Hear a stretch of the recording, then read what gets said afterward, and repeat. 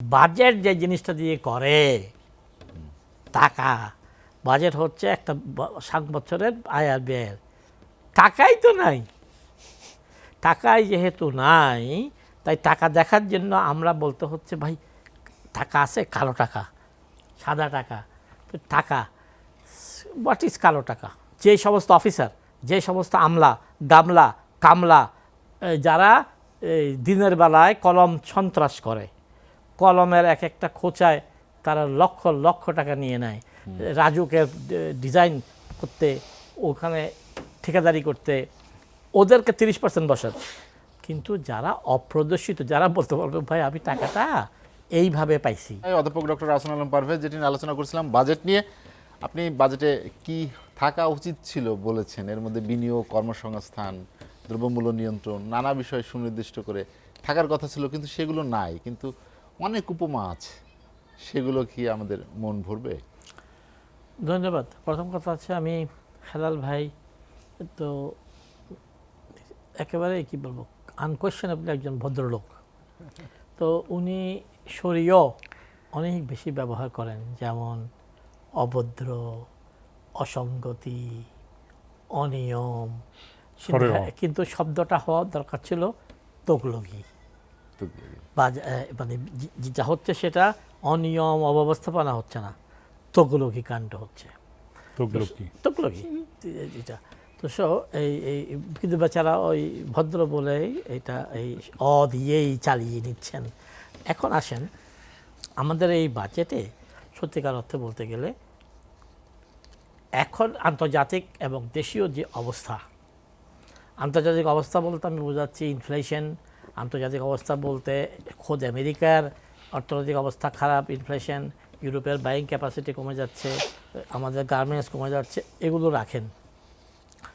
Budget যে জিনিসটা দিয়ে করে টাকা, বাজেট হচ্ছে একটা 7 বছরের আয় আর ব্যয়ের। টাকাই তো নাই, টাকাই যেহেতু নাই তাই টাকা দেখার জন্য আমরা বলতে হচ্ছে ভাই টাকা আছে, কালো টাকা, সাদা টাকা। তো টাকা, হোয়াট ইজ কালো টাকা? অ্যাকচুয়ালি এই ব্যাপারে জাতি এবং অর্থনীতিবিদরা, ইভেন টিআইবি বা সিপিডি, ইনারাও বলছেন না যে লেট আস ক্লাসিফাই, টাকাকে ক্লাসিফাই করি। একটা হচ্ছে হালাল টাকা, যেটা ট্যাক্স পেইড, আরেকটা হচ্ছে ট্যাক্স নট পেইড বা অপ্রদর্শিত। এখন অপ্রদর্শিত টাকা কিন্তু অবৈধ টাকা নয়।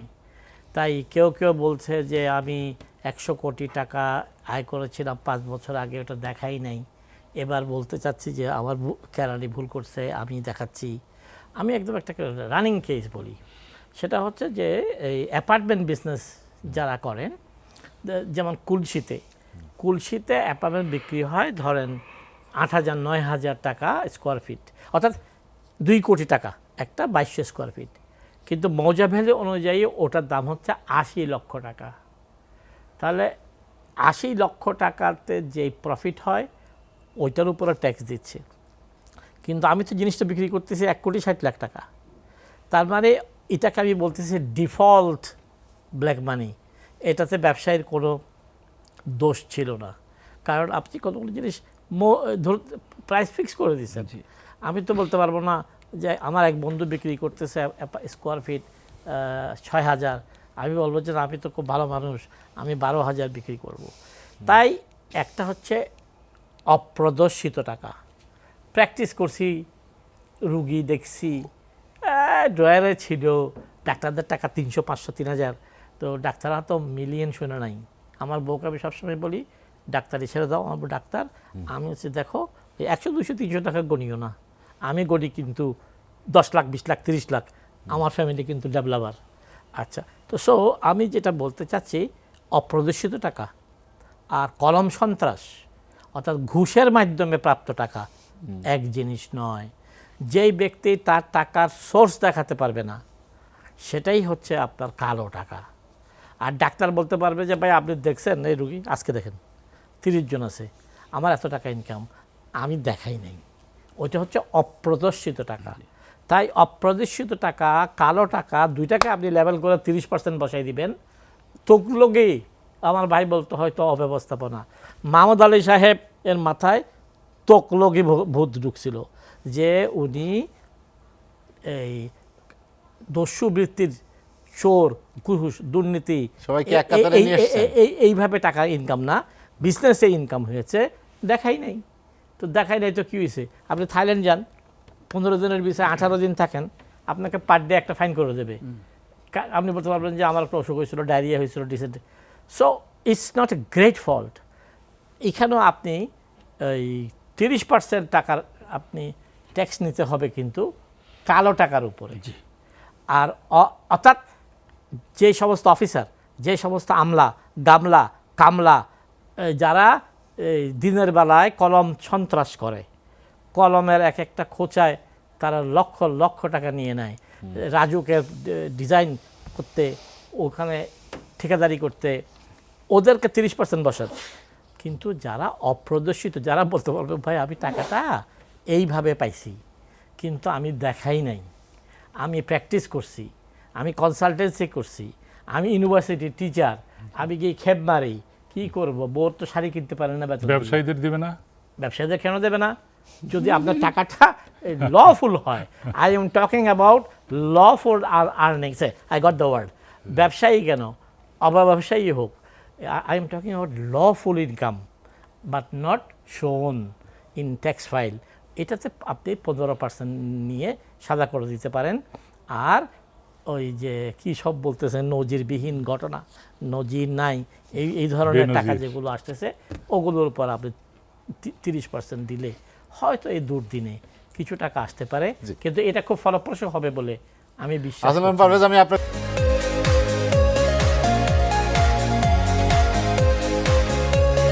অধ্যাপক হাসান পারভেজ আলোচনা শেষ করতে চাই।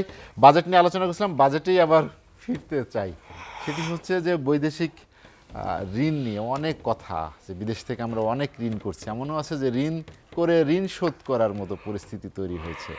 আপনার মূল্যায়ন কি মনে হয় যে সামনের দিনে এই ঋণের বোঝা কতদিন? Thank you so such a important question দেওয়ার জন্য। আমি খুব সংক্ষেপে 2-3টা কথা বলতে চাই। প্রথম কথা হচ্ছে আমরা $100 বিলিয়ন ঋণের ক্লাবে ঢুকেছি। সো ধরে নেই ভুল করে ঢুকেছি। এখন আমি যদি রাজনীতি করি তাহলে হয়তো শুধু আঙ্গুল পয়েন্ট করব। So it has happened, number 1। বিভিন্ন জায়গার থেকে আরও লোন আছে, ব্যাংক থেকে, এখান থেকে। আমাদের টোটাল বাজেটের 16% কিস্তি আর ঋণ শোধে দিতে হয়। হয়ে তো গেছে ভাই, দেশ তো আমাদের। সো এখন যেটা আমি আপাকে বলতে চাই, যে অর্থনীতির একজন ছাত্র হিসেবে মাননীয় প্রধানমন্ত্রীকে বলতে চাই, with all regards to Mahmud Ali সাহেব, অত্যন্ত বয়স, তো আমার বাবার বয়সে হতে পারতো, তো উনি এবং আমার ভাইয়ের বউ ওয়াসেকা, তো ওনারা যতটুকু সম্ভব করেছে, আমি দায়িত্ব নিয়ে বলতে চাই যে 1,27,000 কোটি টাকা প্রায় ব্যাংকিং সেক্টর থেকে লোন নিলে, হ্যাঁ, আমাদের আভ্যন্তরীণ ব্যবসা বাণিজ্য তারা কি করবে? একেবারেই সংকুচিত হয়ে যাবে, এবং এটা এক ধরনের মন্দাভাব নিয়ে আসবে। ইট মাইট ব্রিং হাঙ্গার অলসো, কারণ বেগতিক লোককে চাকরি ছাড়তে হবে। At the same time, I have connection with World Bank, I have connection with IMF. As far as I am given hints, ওই বিদেশে 1 লক্ষ কত হাজার 25,000 crore যেটা আনার কথা, ওইটাও পাবে না। তাই আমাদেরকে এখন থেকে, কালকে সকাল থেকেই আমরা হয়তো ভুলভাল কিছু বলেছি। ঘাটতি মিটবে কিভাবে? গভর্নমেন্টের অনেক রকম পথ আছে ঘাটতি মিটবার, এটা ইনি ভালো বলতে পারে। তো আলটিমেটলি তো ট্যাক্স নেট বাড়াবে, আলটিমেটলি করের বোঝা বাড়াবে। সো এখন তারা ট্যাক্স নেট বাড়াচ্ছে কোথায়? যে দিচ্ছে তার গলা চিপছে।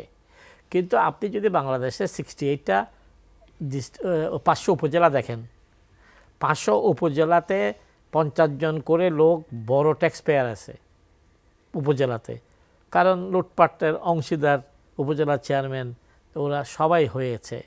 সো ট্যাক্স নেটটা বাড়াতে বলছি আমি। ওই ব্যাংকে চাকরি করে 2 লাখ বেতন, তারপরে কোনো জায়গায় কেউ 3 লাখ বেতন, এই ওদের গলা টিপাটিপি হ্যাঁ, ওদের একটা যৌবন কাল, সুন্দরী বউ আছে, প্রিমিয় গাড়ি আছে, একটা অ্যাপার্টমেন্ট আছে, ওদেরকে টিপাটিপি করে এই নষ্ট করার দরকার নেই।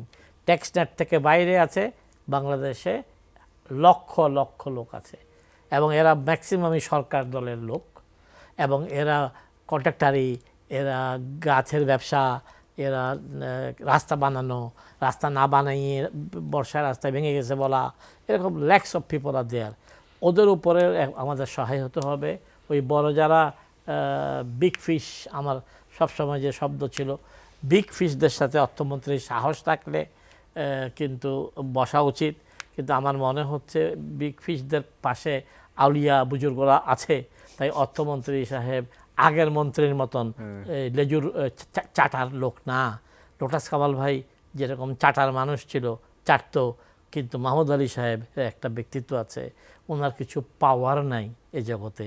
উনি আমি সবাই প্রস্তুতি নিচ্ছি, আমাদের আলটিমেট ডেস্টিনেশন সেটা হচ্ছে বনানী কবরস্থান।